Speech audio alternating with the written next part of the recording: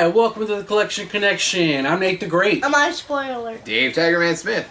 And we're going to be doing a review today on the Transformers masterpiece, Acid Storm. AKA another excuse to use a character in 2 minutes of one episode of the entire series to make an $80 sell. Definitely. Well, that's what we got it on retail, but I mean, in the aftermarket, these things can go upwards of $150 for Definitely. sure. And Acid Storm it came out in a really nice box. This was actually a Toys R Us exclusive. You can see the silver mold here. And it's got your typical masterpiece Slip. Yeah, just like clam almost. Yeah. Clear clam.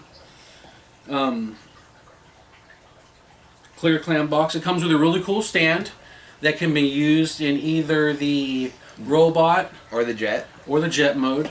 There was another figure like this that was repainted, but yellow, and that was Sunspot.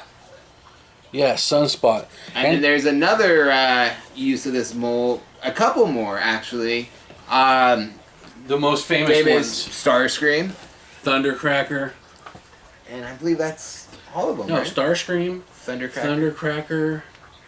Oh my goodness, how am I drawing a blank? I mean, there's there's another one. There's the three main ones. But they haven't made a masterpiece of the other one. No, they did. Did they? Yeah, it's Skywarp. Skywarp, yeah. Yeah, they have Skywarp, Thundercracker, Starscream, Sunspot, and Acid Storm now.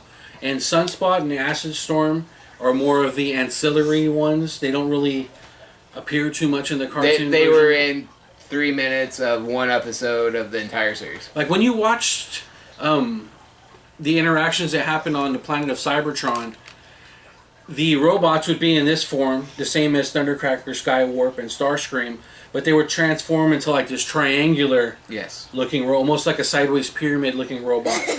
And you would see those on Cybertron. But this figure, way awesome. Not the easiest to transform. But then again, what masterpiece really is? That's true.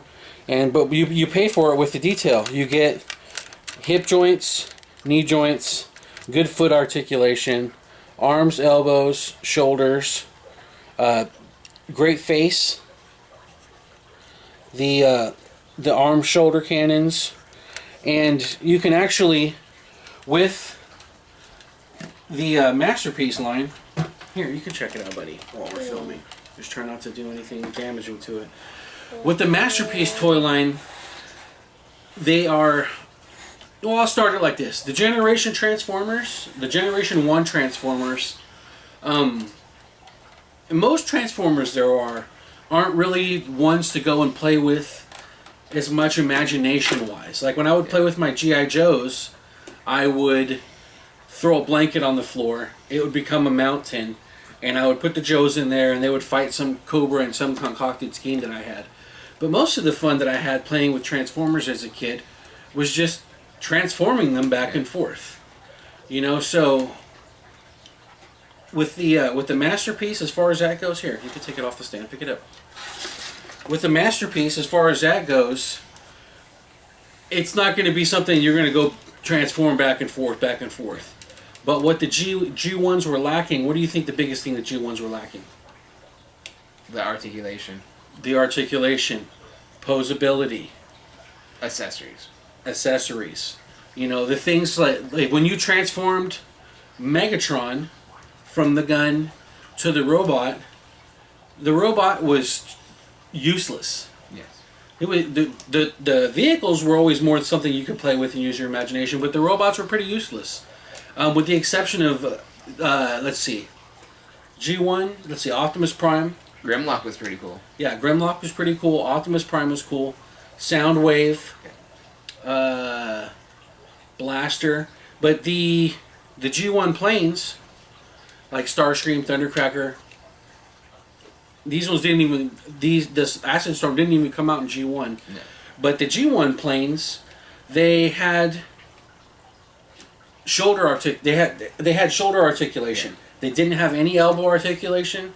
It was like a 70s Star Wars figure without the leg articulation. Yeah. Where you're only getting 2 points, right? Just the arms. 2 points of articulation on a G1 figure like this. And this one you're getting knees, hips, elbows, arms, shoulders, and even digits. I mean, the thumb, the finger digits. Let me show the finger digits. It's only like the first finger. He can actually point at things.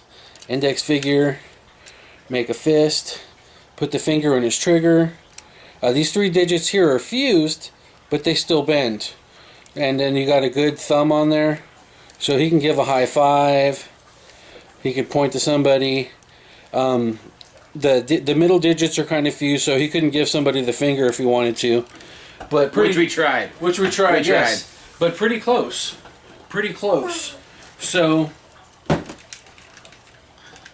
it's really cool that it comes with a stand. A lot of the original Masterpiece Transformers didn't come with the stand. So I'm going to place them back on the stand right here. And we're going to bring up a Masterpiece Megatron just to see where he goes as far as scale with Acid Storm. Now you have to mind that he on the stand he is maybe an inch up off the stand, and then the stand itself has an inch of thickness. So he's going to be next to Megatron. Megatron's still bigger than he is. So let me get this up a little closer. Actually, we'll just do it right here side by side. Uh-oh. We fell off. It's okay. Megatron's mace fell out. But, you know, you've got your classic Starscream mode and Megatron confrontations that they had over leadership. And, you know, the Megatron has its issues, but in robot form, it's the best Megatron you're going to have. Yes. That's released from Transformers. And as you can see from spoiler alert here, although he really wants to play with them badly, he knows they're grown-up toys. He knows they're grown-up toys. We pose them, we display them. We don't scratch the paint. We don't scratch the paint. And he and his sister both are pretty good about not touching any of the Collection Connection archives. Yeah. Or, you know, death from above. Okay, so, you know, on a scale of 1 to 5, on the Acid Storm, as a whole, I'm going to give it a 5. It's everything that I wanted Starscream to be when I was a kid that it couldn't be. I think it's a 5 as well. I mean, besides the fact that they kind of repackaged the same Transformer 5 times over, it's still really cool, and they would look really awesome all together in a little army. And they're distinguishable enough that you could tell that this is Acid Storm. That would be Starscream. So I applaud them for that. That's great marketing, great use of their resources, and awesome figures. Absolutely. And you have to remember that they were all the same guy. They were.